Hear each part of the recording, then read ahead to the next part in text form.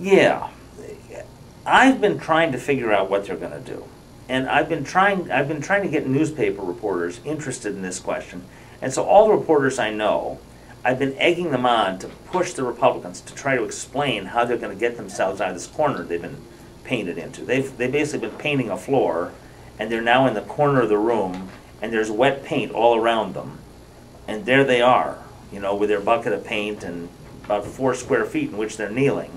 And the paint's not going to be dry for 12 hours. I mean, it's a long metaphor. Not very interesting. But I've been trying to figure out how they're going to do this. So here's what they've painted. In the first place, the current law doesn't provide for party declaration, doesn't keep Democrats from raiding, and because the Democrats have no primary, and because the Democrats will not permit Obama's name to be printed on ballots, which under federal rulings they have the ability to prevent, as a result of all that, there's certainly a danger of Democratic crossover to screw around in the Republican primary. And with the Republican field so weak and Democrats so angry, a Democratic crossover is almost inevitable, which could easily be malicious. In other words, it could be aimed at nominating Ron Paul or Michelle Bachmann or some other, hell, Don Trump would be the perfect one for the day. So, they can't go with current law, even though the current law is there. Now, the Republicans have enough majority in the two houses of the legislature, and of course they control the governorship, that they can really push through any changes they want. So they can change state law without Democratic help. But how does that really help them? The next thing that they would think about would be relying on the precinct delegates elected in 2010 to vote at county conventions and then elect delegates to a state convention. So in other words, there'd be no public process at all. It'd be entirely on the basis of conventions held at the county and state level based on precinct delegates. But the problem was the Tea Party took probably almost a majority of slots in Republican precinct delegate contests all over the state, and they control many of the county parties, and they're far better organized and more numerous than the mainstream Republicans. As a result of that, if the Republicans try to rely on that process, they're likely to be back to the same problem, well, a different problem. Instead of the Democrats crossing over and being malicious, you'll have the Tea Party people taking things over and being crazy. Well, the mainstream Republicans want to deliver the state probably to Mitt Romney or somebody sensible in the middle. And they certainly are not excited about the Tea Party fanatics and their funny hats. So they're not going to go with a process like that. The third possibility would be to hold Iowa-style caucuses, caucuses at scattered locations around the state. The problem is that Michigan might actually have a turnout of, say, 200,000 or 300,000 people. To hold an election at which 200,000 or 300,000 people show up at specific locations, park, walk into a facility, apply for ballots or whatever, wait until it's called, and then cast their votes, requires a huge organization. In Iowa, it requires a huge organization, and Iowa has been doing it for 50 years and is a much smaller state. Michigan has not ever done this. Michigan Republican Party has no experience with this kind of thing. It's a larger state, and there is no infrastructure. There's no planning in place. There are no rules. To do it the first time is almost certain to invite catastrophe. I mean, you'd end up with polling places that didn't have proper facilities, that there was no place to park, that somebody took over control of the caucus and refused to allow some group of people to vote in it. There'd be court challenges. There'd just be a mess.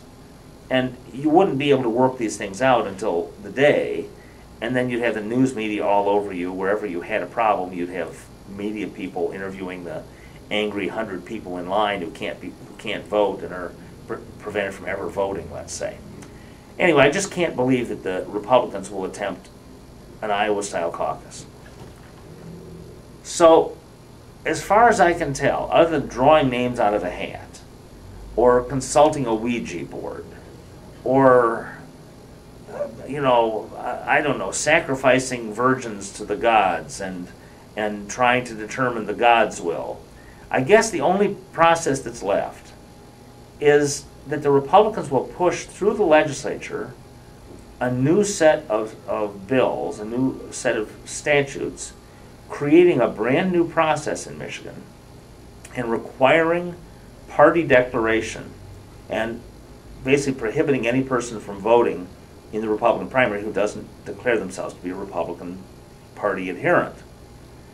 Now, that could be done, I guess, if the legislature were under the control of the state party, which it's not.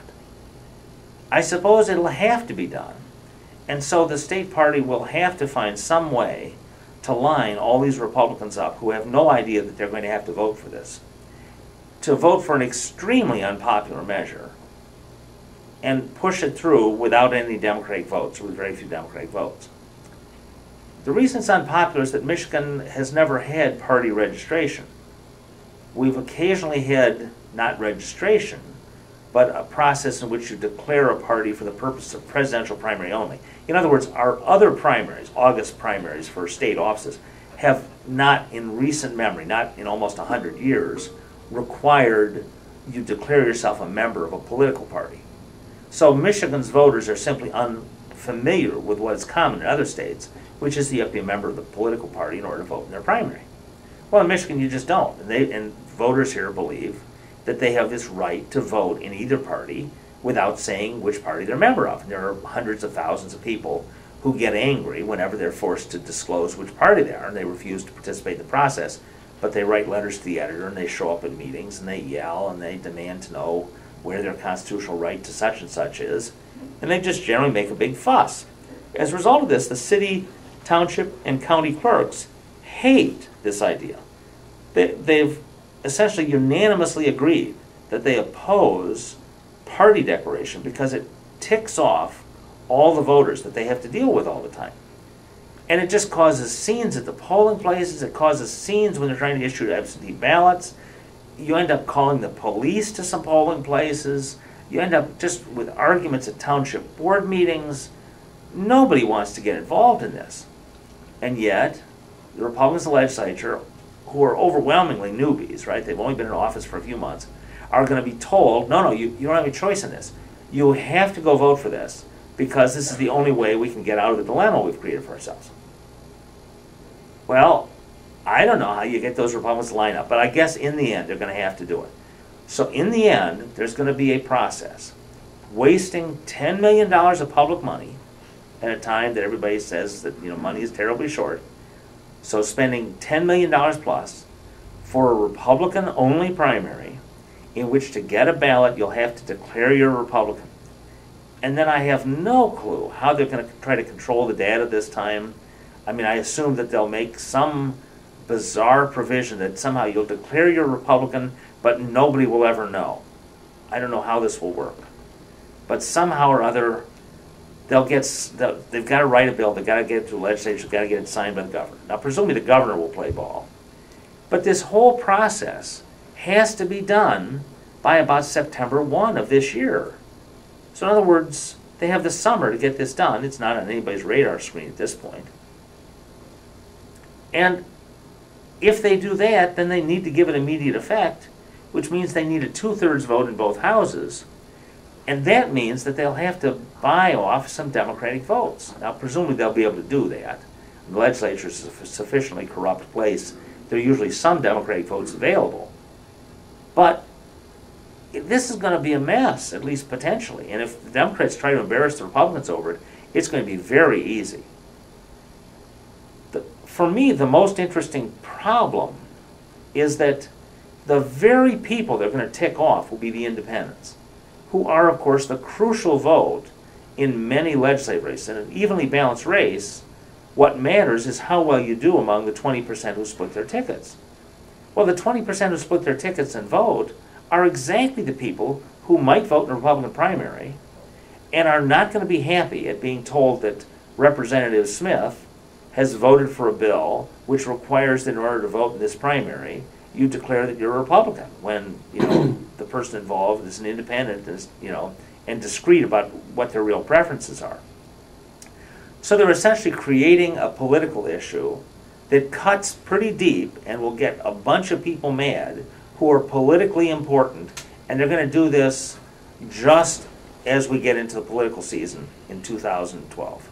So then that's the only way out I can think of. That's basically the solution of, well, you just stand up and walk across the wet floor and track paint. That's what you're going to do.